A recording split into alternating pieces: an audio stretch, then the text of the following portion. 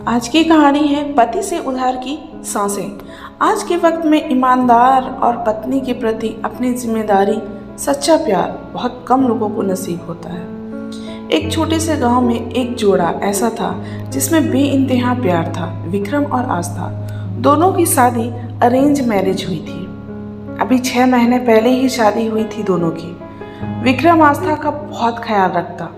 आस्था भी विक्रम पर जान निछावर करती थी। आस्था की सास भी आस्था को बेटी से कम न समझती थी। विक्रम के पिताजी नहीं थे। 3 साल पहले ही रोड दुर्घटना में मृत्यु हो गई थी। विक्रम के पास बहुत पैसा या जमीन जायदाद नहीं थी। बस पिताजी की थोड़ी बहुत सी जमीनें थीं जिस पर खेती करा करते थे। विक्रम शहर जाकर मेडिकल दुकान पर सेल्समैन की नौकरी करता था। खेती और दुकान पर काम कर उसका गुजारा अच्छा चल रहा था। अब तो आस्था 4 महीने से प्रेग्नेंट है। घर पर सब खुश थे। सास आस्था का खूब ख्याल रखती, उसे घर का काम भी नहीं करने देती थी। आस्था को ससुराल में इतना प्यार मिलता कि वह मायके जाने को भी तैयार ना होती। सब ठीक चल रहा था। आज आस्था की डिलीवरी होनी थी। उसे सरकारी अस्पताल में ले जाया गया। डिलीवरी के दौरान कुछ दिक्कतें होने लगी। जैसे तैसे एक नन्हा सा बाल गोपाल विक्रम की गोद में दे दिया गया। सब खुश थे, पर साथ ही यह बताया गया कि आस्था की डिलीवरी के दौरान कुछ दिक्कत आने की वजह से आस्था की सांस की नली में कुछ परेशानी हो गई है, जिससे उन्हें सांस लेने में तकलीफ हो रही है। इस वजह से उन्हें वेंटिलेटर पर रखा गया है। यह सुनते ही विक्रम के पैरों तले जमीन खिसक जाती है। सभी को बच्चे की खुशी कम, आस्था की तबीयत की फिक्र ज़्यादा होने लगी थी। उस नन्ही सी जान को माँ बनकर आस्था की सास पाल रही थी। आस्था के मायके वाले भी आस्था की यह हालत देख उसे बड़े अस्पताल ले जाया गया, पर वहाँ से भी कुछ खास ना हो पाया। आस्था को काफ़ी दिनों तक अस्पताल में रहना पड़ा। विक्रम की आर्थिक स्थिति धीरे धीरे खराब होने लगी। विक्रम ने अपना ज़मीन जगह सब कुछ बेच डाला कि शायद उसकी आस्था ठीक हो जाए।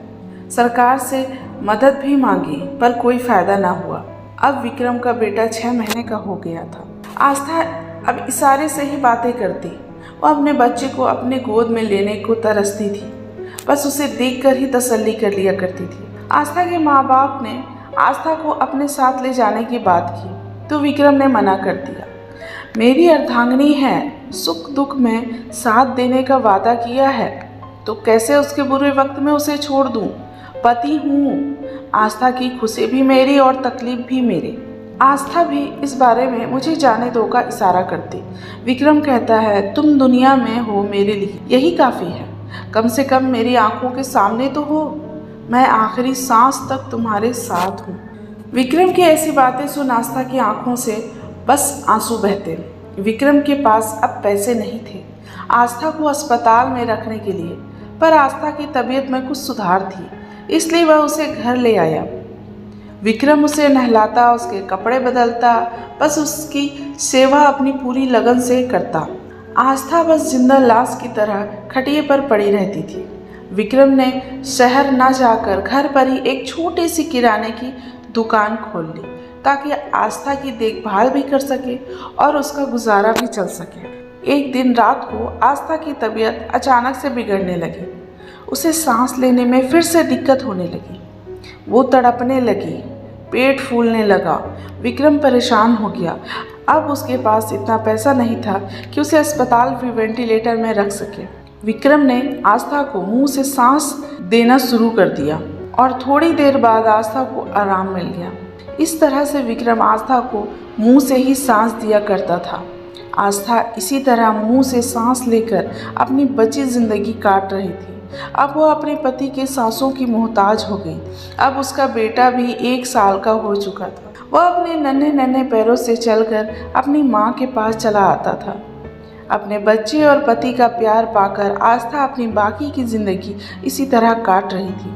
विक्रम भी अपनी आस्था को अपनी सांसें देकर अपने पास रोक कर रखा था। दोस्तों, इस वीडियो के बारे में आपका क्या ख्याल है? वीडियो अच्छी लगी हो तो प्लीज़ मेरे चैनल को लाइक, शेयर और सब्सक्राइब जरूर करें और अपना प्यार ऐसे ही मुझे देते रहें। तब तक के लिए बाय बाय।